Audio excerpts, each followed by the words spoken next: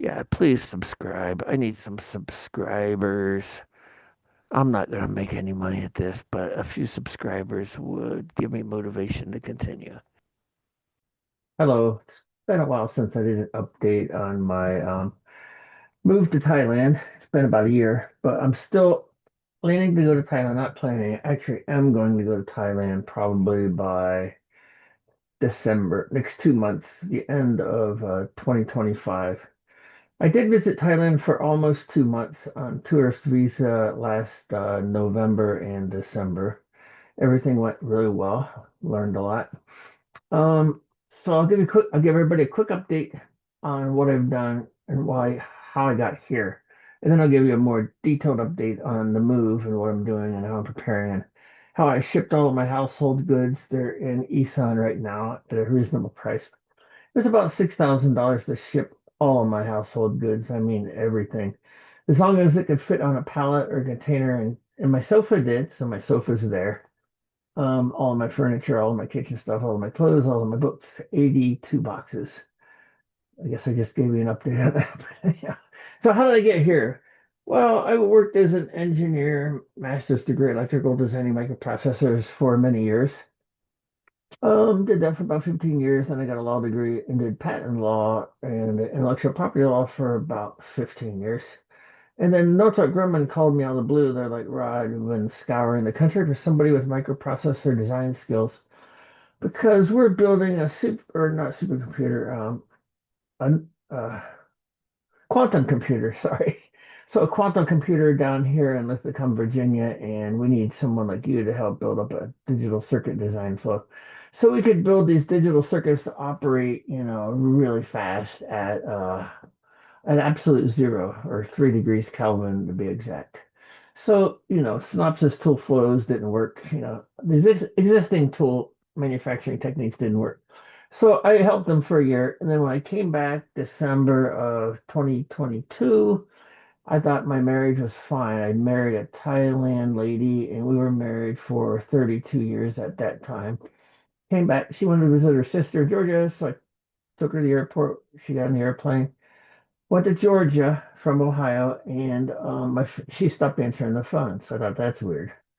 So she still didn't answer the phone after about 5 days. So after a week, I just turned the damn phone off. I was getting angry, like, why pay for a phone if your own wife won't even answer it or won't even leave you a message or call you back? So I knew something was up, I guess, inside. I had no idea. I was like totally blindsided. But then January 5th, I got divorce papers and I didn't take it too well. I was married for life. I didn't know there was a problem. I thought we lived really well. She always had new cars. She was stay-at-home mom. She only worked a couple of years of the marriage, just to make some money. And basically, she had everything given to her. She lived I thought, very good life because I made a decent salary and we saved a lot for retirement, had investment property also. So we built a pretty good life here in Northeast Ohio. We had a son. He just graduated West Point, but because of the divorce and the automatic restraining order that she got extended for 5 years with her attorney, it was totally bogus. Because on January 5th, I drank, a third of I don't know, a big bottle of vodka, and I got pretty drunk. I remember everything though. I didn't pass out, but I got in the car and started driving 2 hours toward Pennsylvania, and decided not to kill myself. So I turned the car around, drove 2 hours home. I had my Colt 19, or 2019, 19, anyhow, the famous Colt weapon, the 45 that I used in the Navy. I was a naval officer. That's how I met her overseas. Oh man, I was going to kill myself. So I hit the I hit the city line. And I have like 20 squad cars around me because I had posted things on Facebook. Like I said, I was drunk. So I posted on Facebook I was going to kill myself. So somebody, I guess, turned my name into the cops. And then they were tracking my car and pinging my cell phone. So that was stupid, but never use your cell phone in a car if you don't want the cops to follow you. Or they can still ping it, but leave the thing at home if you don't want the cops to follow you. Anyhow, they pulled me over and they sent me to the psychiatric hospital about 2 hours away, or about an hour away. for a week. So I did that. That was a waste of time because of all the schizophrenics that get all the attention. Whatever. So I get out, I come back, I get drunk again because I wasn't taking this divorce thing very well at all. So I got drunk. I drove the car again. This time, I don't remember how I got there, but I ended up like 40 miles from home on the country roads, which is weird. And then I ran over a couple mailboxes, stripped up my car, smashed the mirror, and then eventually sheriff pulled me over. So I ended up back in the same psychiatric hospital that it was at the previous week for another week. And yeah, the cafeteria worker said, "You're back again." I'm like, "Fuck, man. It's just like make people feel good around here." But anyhow, oh, excuse the language.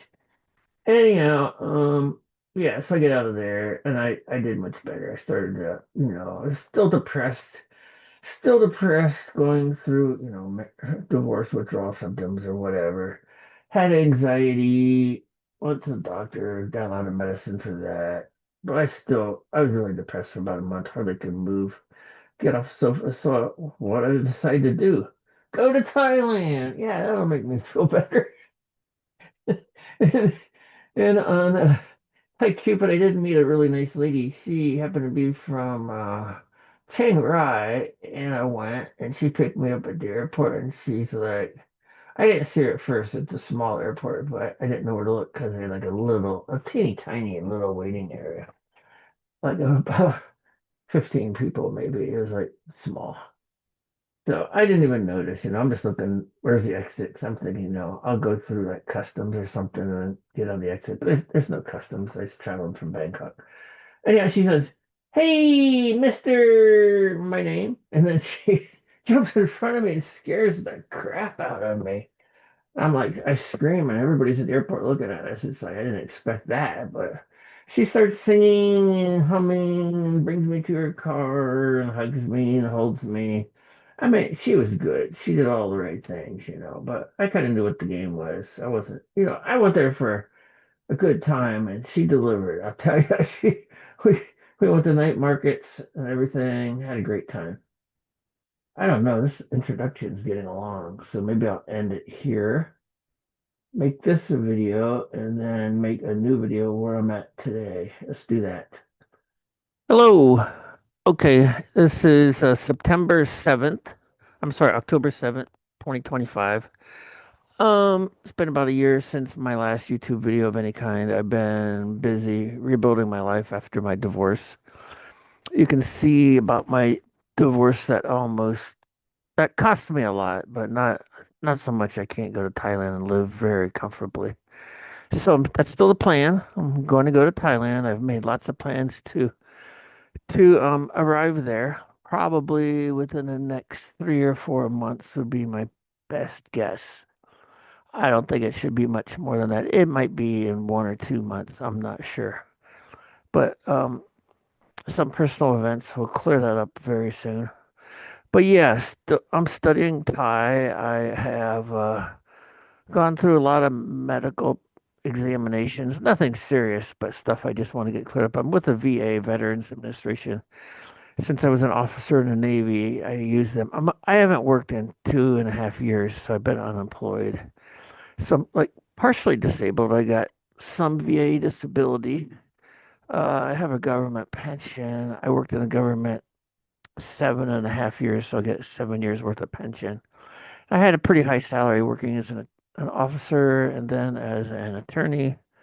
So that'll be good for that pension. I mean, it's not a lot, but for Thailand, it will definitely come in very handy.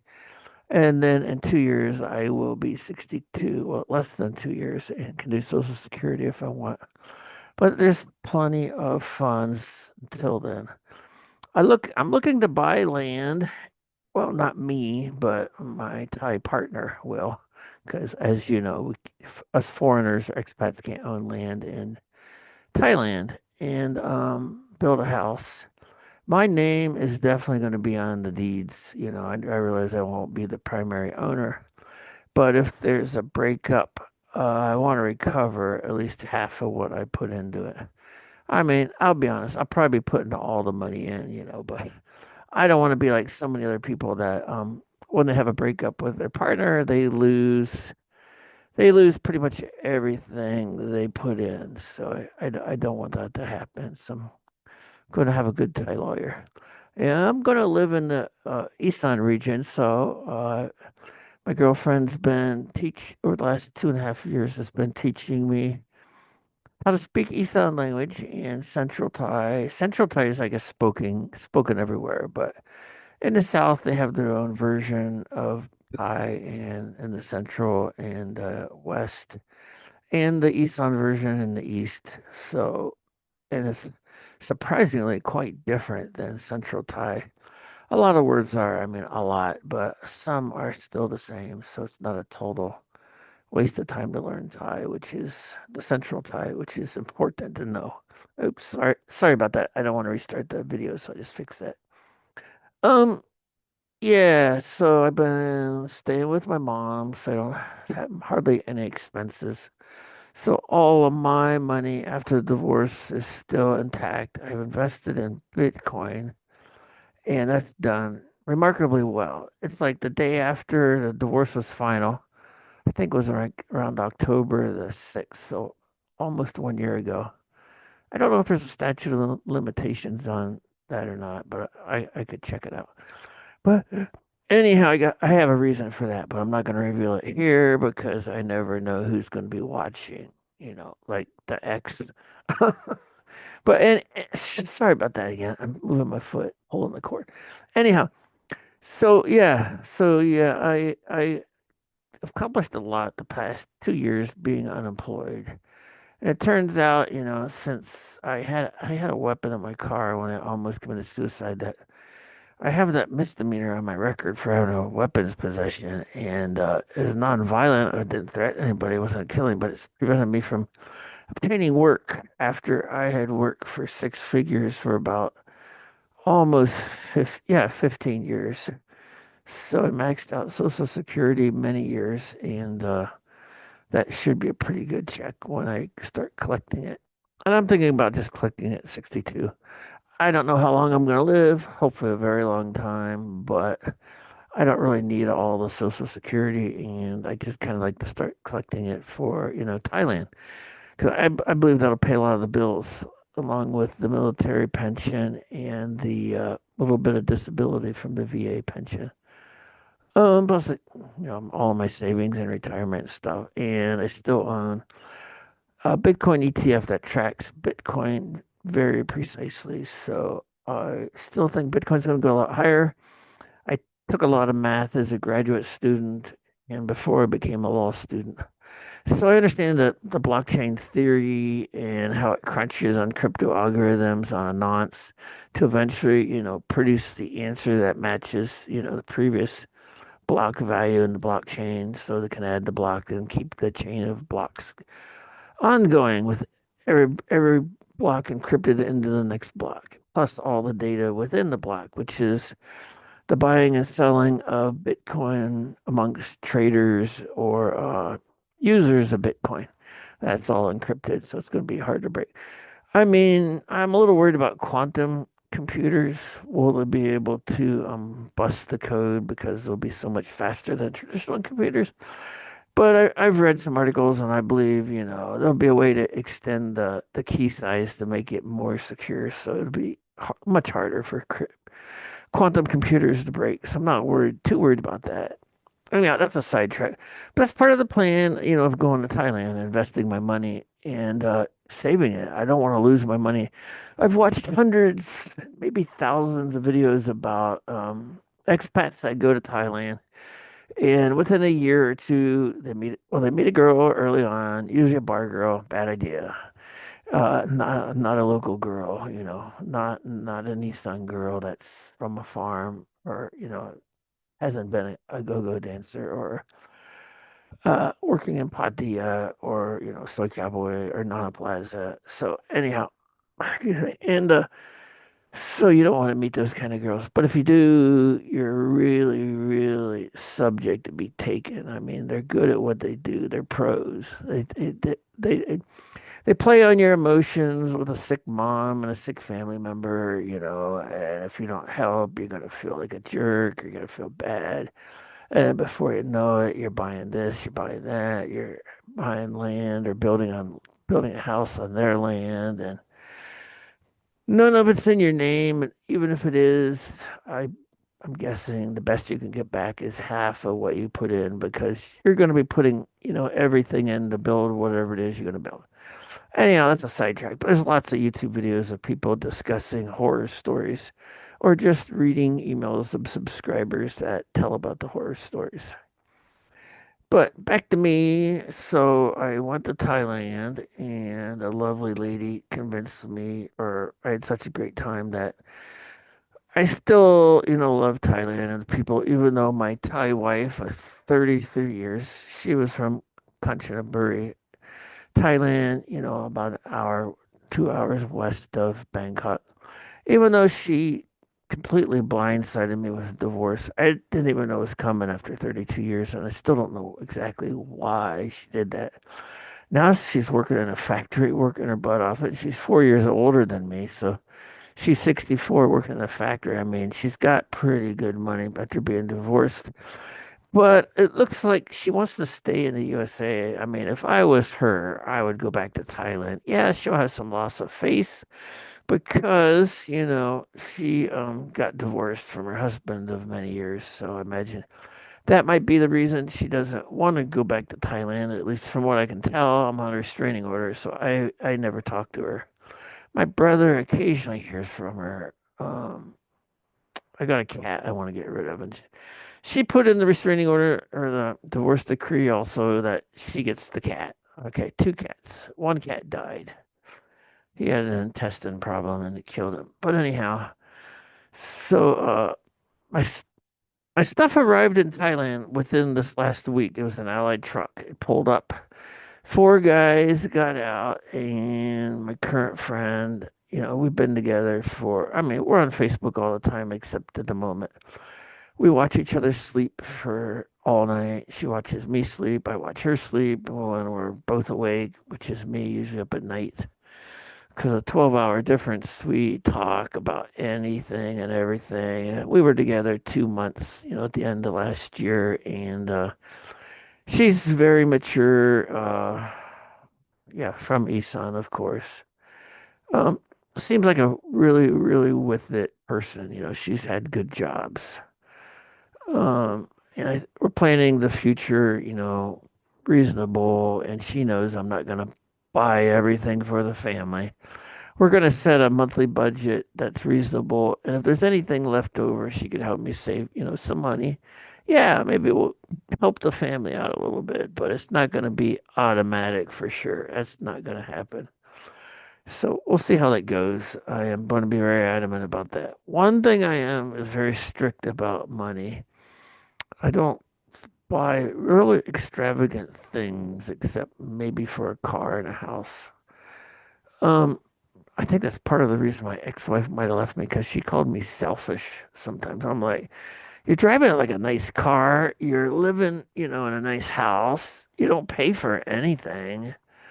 You do what you do, you do cooking as your hobby. If you want, you can do reading, exercise during the day. Get a part-time job just for fun. She didn't want to do most of that, but anyhow, that's another story. But yeah, I know I'm a little strict about money, but from what I hear and learn, managing your money in Thailand is a very good thing. I mean, strictly managing it. So I'll see how that goes. My current girlfriend, she can tell already, she's not gonna get everything she wants all the time. Definitely not. It's going to be a normal budget, normal, we're going to set money aside for, rent isn't much. Oh, I do plan to live in a condo for a year. My first year there, I plan to definitely live in a condo and sort things out. I'll learn a lot that first year. And I'm 60 now, so I'll be 61 by the time I spend my first year in Thailand completely. So I want to see Songkran. I have never seen a Songkran festival in April.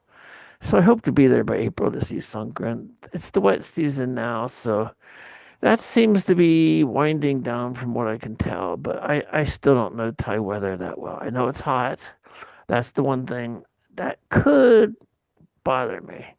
But there is something called air conditioning, so that'll ease me into it. And I have noticed if I go to Thailand after 2 to 3 weeks, my body seems to adjust and my body will get used to the hotness, so it won't be quite as hot. It won't feel as hot after a couple of weeks, but the first few days are rough.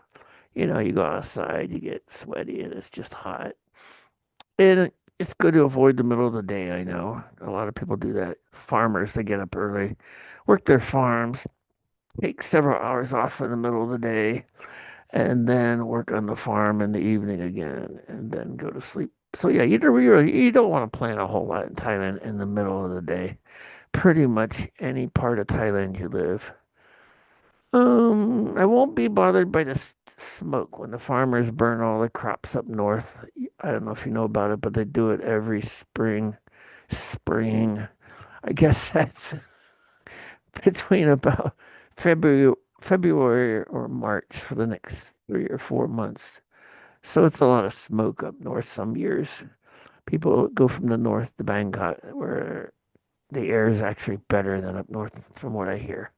Or Hua Hin or Petbury Beach on the west side of the Gulf of Thailand. I did like Hua Hin a lot. I've been there before a couple times.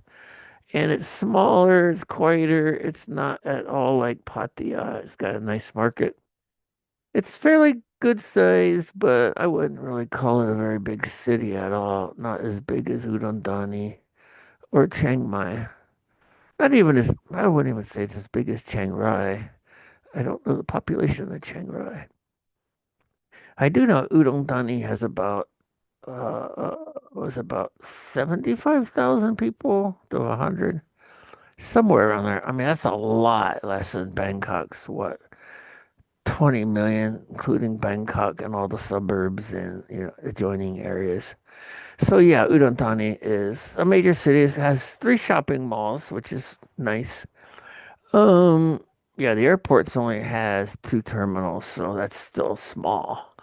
But it seems to have, everything you desire. So if you live within an hour of Udon Thani or half hour in the country, you can easily, go there if you have a car or someone that knows someone that has a car or maybe a motorbike. I don't know. I'll figure that out. But if you're feeling lonely, I want to live in the country. That's what I want to do. I like the quiet, except for the roosters and the dogs. And sometimes kids can be loud if they're nearby. But I generally like the quiet. I've gotten used to roosters. I'm gonna have chickens running around my house. I just don't want them up on the porch or really too close to the house. Maybe we can build a fence. But they can run around, lay their eggs, eat bugs, or do whatever chickens do. And some will lay eggs. Maybe we'll have some for meat production. I'm not really sure. I'm not gonna be a farmer. I've made it clear to my girlfriend, if everything works out between us over the next year or 2 or 3 or 4, I might not get married, but maybe we're gonna be a couple. I don't know. We'll figure it out. Hopefully she's not watching this. But anyhow, I don't care if she is. We get along really good, so it's not a biggie. But yeah, so I don't really want to create a situation where I have to do a lot of physical work. I'm more of a mental person that I can sit down and focus on crypto algorithms, for example, or Bitcoin, or what appears to be a decent investment, the risk reward ratio. And I'm not afraid to take action, but I'm also don't take action unless it makes sense. And that means the probabilities line up, or I think the probabilities, on my side. And now that I'm basically retired, I can't really work unless it's like online, digital nomad work, which I could do. I don't know. I haven't explored that totally completely yet, but I could do that in Thailand. And I'm not sure about the banking situation. I use Wise. Wise seems to be really good. What else? I got to wrap this up. Okay, so Yeah, my wife really, ex-wife really screwed me. I'm glad that's a year in the past now. That divorce took about 2 years. So yeah, things are going well overall, but there's still unknowns, but I'm not afraid of the unknowns. The Thai culture and the people is so fantastic, you know. I haven't turned sour because of the divorce. Haven't given up, you know, just I thought about Vietnam, Cambodia, Laos, Philippines. I lived 2 years as officer in the Navy. Food's just the Philippine food, you know, it's okay, but it doesn't compare to Thai food. So that's the reason I kind of ruled the Philippines out. However, the Filipinos are just as kind and nice, and a lot of them speak English, especially in the big cities, but it tapers off as you get further and further away from the city to where eventually nobody speaks English, but you can get by. Tagalog, their language isn't really that hard to learn. It's not tonal like Thai, so it's a little bit easier. Thai is a little bit tricky. I might have to take some classes, but I'm a good, solid intermediate speaker, I believe, right now. But, I don't know. In Thailand, everybody says, Pupasa Thai gay. You really speak Thai well, but, they say that if you just know three words like Sawadee Krap, hello, my Ben Lai, don't worry about it. Or what's another one? Kap Kung Kap. That's just thank you politely for the man. Or Kap Kung Ka for the woman. I like the ka from the pretty girls. Can't help it. So, yeah, so learning Thai and making plans, getting things situated here. I have to sell my car. That's the last big thing I need to do, but I need to buy a plane ticket first before I sell my car, and maybe just rent one for a month or two. Um, I'm sorry, I'm rambling, but let's wrap it up here. I am sure I will make the next video much more rapid than I have been. But yeah, I'm happy all of my household possessions got to Bangkok. At first, it was difficult transferring the money. I mean, you have to have the address exactly, perfectly spelled correct to transfer money from your bank here to Allied Shipping, for example's bank. And they were very friendly, very helpful. The four guys that unloaded the truck did an excellent job. My girlfriend had the camera going on WhatsApp and was video displaying most all of it, as it happened, so I could watch and see where they put things and how they assembled things. And they were really good. They were good. I mean, totally professional. Very hard workers, as a lot of Thai people are. Very kind. They all four seem to work well together. And everything seemed to arrive in really great shape. So I'm glad about that. So my stuff's in Thailand. I need to get me there soon now. So anyhow, hope you enjoyed the update if you made it this far. Yeah, please subscribe. I need some subscribers. I'm not going to make any money at this, but a few subscribers would give me motivation to continue. Thank you. Bye bye.